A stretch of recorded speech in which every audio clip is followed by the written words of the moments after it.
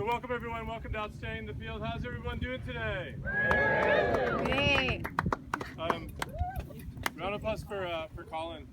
Can we give him a round of applause? Gets to drink on the job. Colin is on the tour. He's on the Outstanding the Field North America tour. He's traveled thousands and thousands of miles. He's seen a lot. He's carried tables, he's carried chairs. He's occasionally slacked off. Never. No, almost never. What do you think, Colin? How are things going for you? It's been going great. We're kind of in the home stretch right now. We have 87 events this year, and I think this is 68. So we're gliding. We're doing great. We're gliding. We're gliding. Did you see the parachute gliders earlier? No. They were. Didn't see that. And let's hear it for Jim Denovan. He's the reason we're here. That's actually not true. Tom, the farmer. Well, there, yeah. He's over here. So that goes right into the story of Outstanding in the Field. The idea was that we provide a platform, maybe a box, I don't know, for the farmer to not only show off what they're doing and talk about it, but to be able to savor a meal right in the field where the food comes from. Our first event was 1999 in the last century, which seems quite a while ago, but yeah, we've been doing this a while. So the first event was at Mariquita Farm. The second event was my brother's organic farm in California. The third was at Happy Boy Farm. The first event was beautiful. The table was between the gladiolas and the tomatoes. Today reminded me of that first event because we have tomatoes on one side. The other side is actually nothing. Otherwise known as fallow, but in farming that's fascinating. When We could plant some gladiolas really quick. we could. So the field is resting on one side. But so with that first event, we had about 60 folks attending. The majority of the customers were not really customers. They were friends and family pretending to be customers. They were fake customers. They did a great job. They enjoyed some good food and good wine, and we got a really nice photo. And I really believe that the picture of the table, the visual of the table next to what we eat, we don't eat gladiolas, but tomatoes are delicious, would lead to more events. And I was working at Gabriela Cafe, a really busy restaurant in Santa Cruz. I wrote the name of the farmer on the menu. We went to the farmer's market. I went as far as bringing the staff out to the farm so they could talk about the food. I see Tom Colton in the distance, one of our farmers. Hey, Tom. Yeah, anyways. There he waits. So yeah, we had some success, and we decided that we'd cross the country. I bought a 1953 bus, a flexible, it's called, on sellabus.com. For $9,000. I didn't have that much money. I guess that's the main, the lesson, it broke down a lot. But it made it actually all the way up to the Vail Pass. We did events all the way to the East Coast, but it broke down on the Vail Pass, which was disappointing. It exploded. Literally the back end, there's an engine room and there was oil sprayed everywhere, and we were, just stopped on the top of the pass, 10,000 feet. And a mobile mechanic came out. I couldn't even talk. I was so disappointed that the vehicle was going to die there on top of this mountain. And the guy came out there and he said that it's all down here. From here, you got one cylinder. Just keep going. Roll downhill, fix it somewhere, that way. We actually went all the way up to upstate New York before we fixed it. And yeah, misadventures. We crossed the country every year hoping that this concept would take off.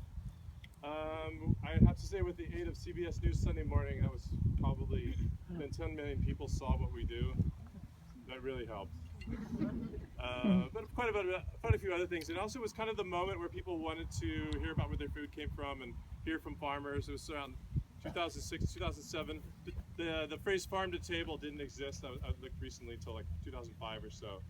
So now it's, now we have actual customers. It's very positive.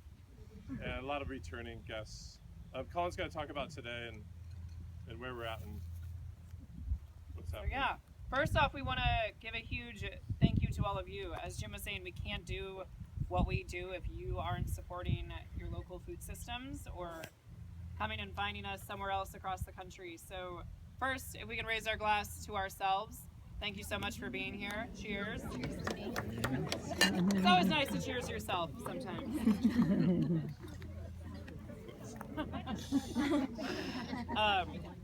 But we do have a lot of farmers and producers and makers here today, and we definitely want to give them a shout out and a cheer. Paul and Joanne from Profeta Farms are here. Woo! They're back there. We'll be enjoying some of their fine foods tonight. Also, John and Amanda from Keepsake Farm. Where'd you guys? There, they're right next to them. And then, of course, our beverages from today. Chad from 8 Oak Distillery. Thank you so much. Woo! And then Anne Marie from Blair Vineyards. Good. And then Galen and Sarah from Galen Glen Winery will be enjoying some of their wines along with dinner. So, woo! And then one big cheer for Lee and Aaron from Bolit, who will be cooking our dinner tonight. We've already enjoyed some of their amazing food. On the count of 3, if we can cheer a little bit louder so that they can hear us in the kitchen, that would be awesome. On the count of 3. 1, 2, 3. I think they know. I think they get that. We scared a lot of cows with that one. Yeah. And then, of course, Tom and Trisha from Blooming Glen here. We're going to bring Tom up to talk a little bit about the farm, and then we're going to tour the farm before we hit the table. And Trish has to come up too. She doesn't get off. There we go. So, yeah! I want to say one thing before I get off the box. This is one of my favorite combinations of any event anywhere in the country, of chef and farmer. Yeah, I love you guys.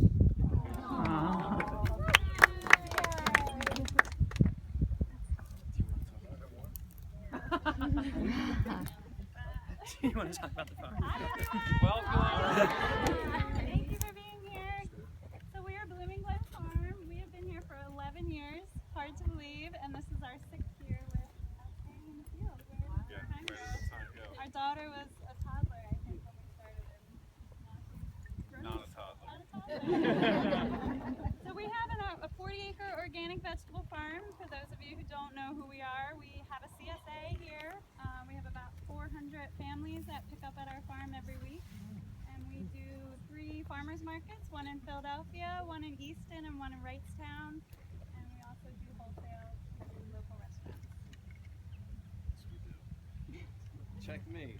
So, kind of, the thing I always like to sort of bring to my part of being on the box, is obviously just gratitude for all of you guys coming out here, because, it's a huge reminder. Like, I've said this in the past, so people who have come here before might have heard it, but like, you're basically coming and having an evening at our office. Like, this is sort of like for us, a chance to kind of look at where we work and sweat and toil and stress out, and all of a sudden, like, you guys are here like, oh my God, it's amazing, and we're like, yeah, it really is kind of amazing. Which is why we got into farming. It was a radical thing. We experienced it, and we're like, let's totally not do what we're supposed to and do something radical. And we got into farming. Here we are.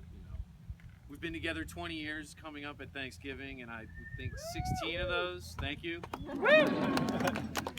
16 of those have been kind of in dealing in agriculture in some way or the other. And the thing that's interesting about doing the meal here with Jim and the crew for this many years is that I feel like people who have come before can begin to kind of get our narrative a little bit, and there's years that are really awesome and there's years that are tough, and it's funny because this was definitely a tough year for us.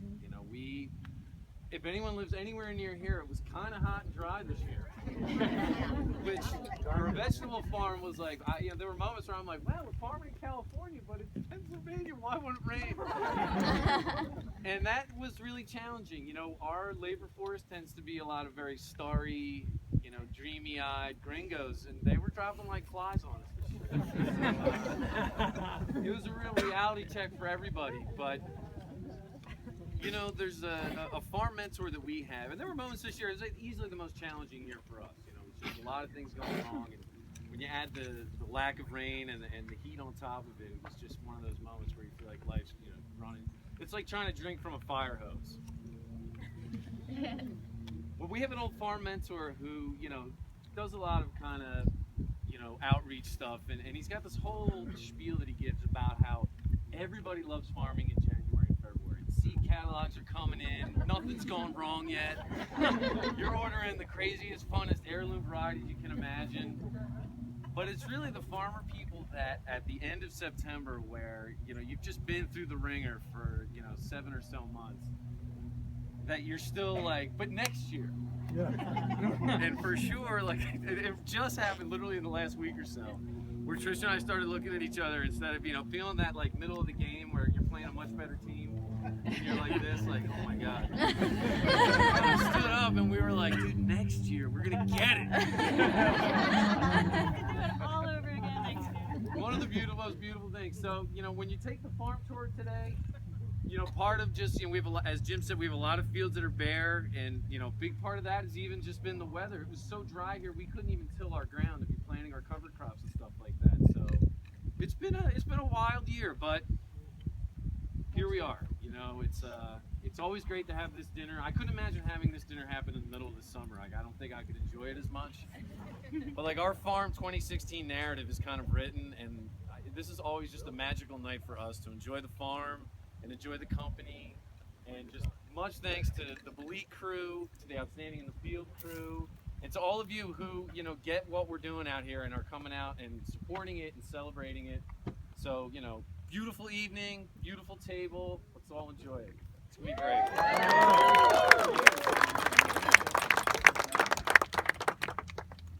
So maybe we should have one more cheers to this year closing and opening to next year. With that said, we'll break the groups into two. Tom is going to lead one tour. I'm gonna go this way. Going this way. So down here to my left, there's a few more people over here. Maybe here to my left. Everyone go follow Tom. On the right here, in the back, Pete is standing there.